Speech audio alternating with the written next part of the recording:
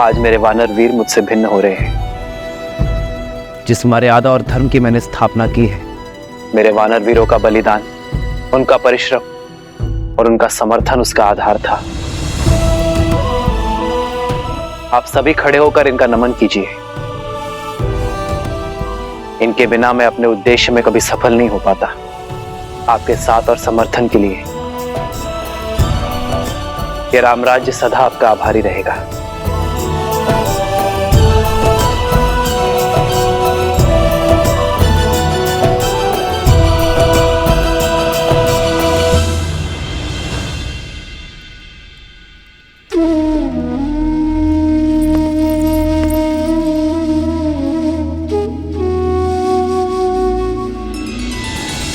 श्री राम श्री राम श्री राम श्री राम। मित्र, आपका ये ऋण अयोध्या कभी नहीं चुका पाएगी, इसलिए अयोध्या की ओर से ये स्मृति चिन्ह, ये तुच्छ भेंट स्वीकार है।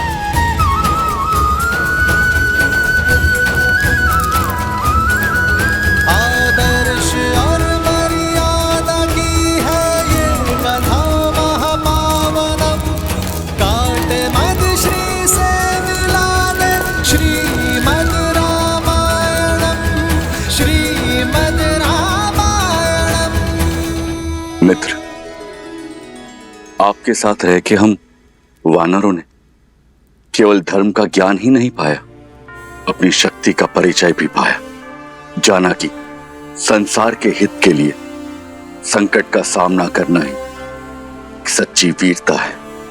मैं ये तो नहीं जानता कि वानरों ने आपकी सहायता की या आपने वानरों की, किंतु इस असहनीय वियोग की पीड़ा से पहले हमारा मार्गदर्शन कीजिए, हमें मार्ग दिखाइए, हम धर्म के मार्ग पर कैसे चलें।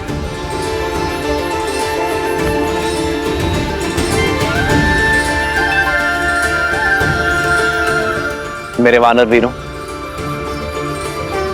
सदा स्मरण रखना, धर्म की सारी विद्या, सारे शास्त्र, सारे सिद्धांत भूलकर भी एक व्यक्ति धर्मात्मा कहलाया जा सकता है यदि वो एक सिद्धांत कभी ना भूले, अपना दिया हुआ वचन कभी ना तोड़ना।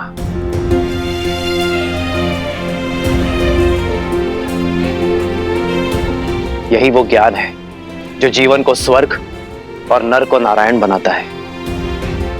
विचार करो, एक मनुष्य बीहड़ में, तपते रेगिस्तान में प्यासा भटक रहा है, और यदि कोई उससे आकर कहे कि उत्तर नहीं पूर्व में जाना है, मैं वचन देता हूं वहां तुम्हें कुआं अवश्य मिलेगा, और यदि उस व्यक्ति का वचन मिथ्या निकल जाए तो उस प्यासे का जीवन संकट में आ सकता है। तुम्हारा ये वचन किसी के जीवन जीने की योजना का आधार हो सकता है, किसी को कुछ पाने का विचार दे सकता है, किसी को जीवन जीने का आधार देना और वो आधार कभी ना छीनना, यही तो वास्तविक धर्म है।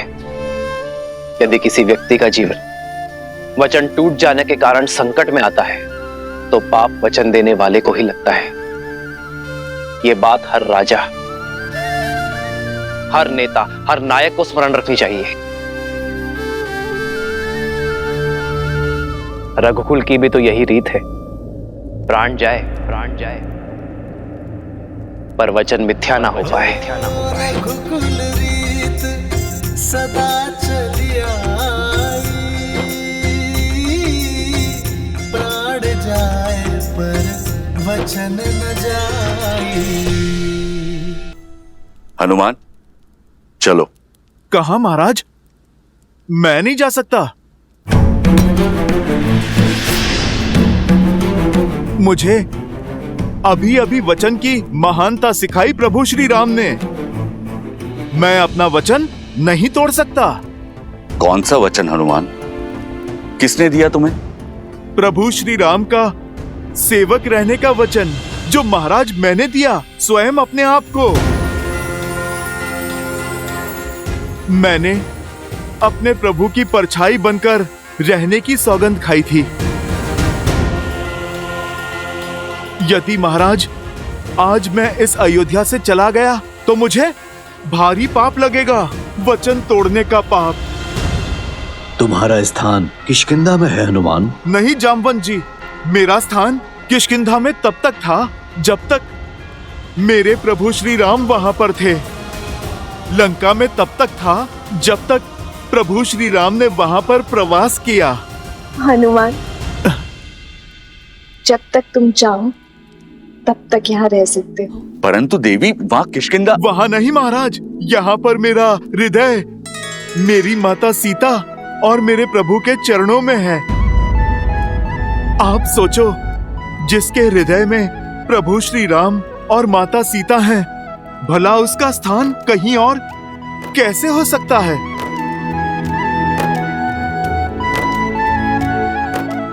हनुमान, प्रभु श्री राम की भक्ति तो एक भाव है, वो कहीं से भी की जा सकती है।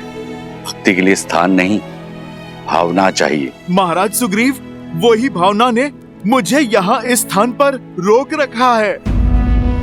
मैं इससे अंतर नहीं कर सकता। अंतर तो मन में मापा जाता है हनुमान। यदि व्यक्ति के मन मिले हो तो वो कहीं भी रहे, अंतर नहीं होता। अगर व्यक्ति के मन में अंतर हो तो वो पास होते हुए भी दूर होता है।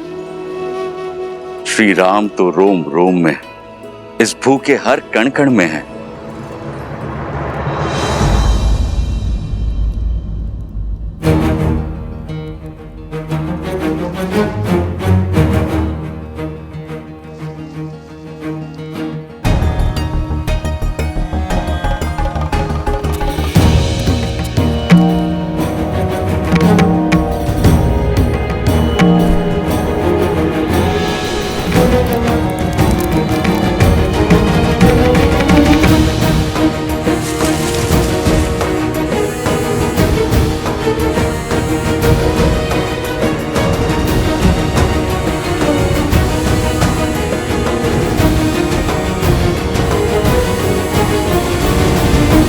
हनुमान, ये कैसी उद्दंडता है? तो क्या इन मोतियों के हृदय में भी प्रभु श्री राम है? विद्यावान गुणी अति चातुर, राम काज करिबे को आतुर, प्रभु चरित्र सुनबे को रसिया, राम लखन सीता मन बसिया, लाल देह लाली लस। इसमें तो नहीं है प्रभु श्री राम। वज्र देह दानव दलन, इसमें भी नहीं है प्रभु श्री राम।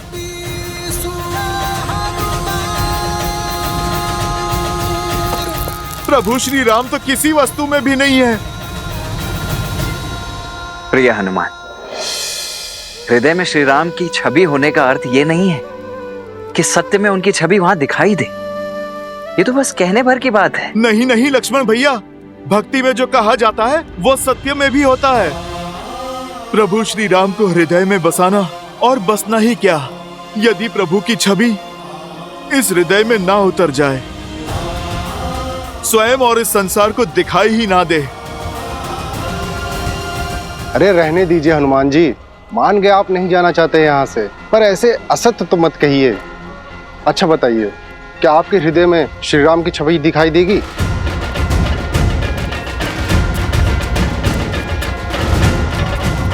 देगी, और यदि ना दिखाई दे तो हनुमान के लिए इस जीवन का, इस हृदय का कोई अर्थ नहीं। तो फिर सिद्ध करो।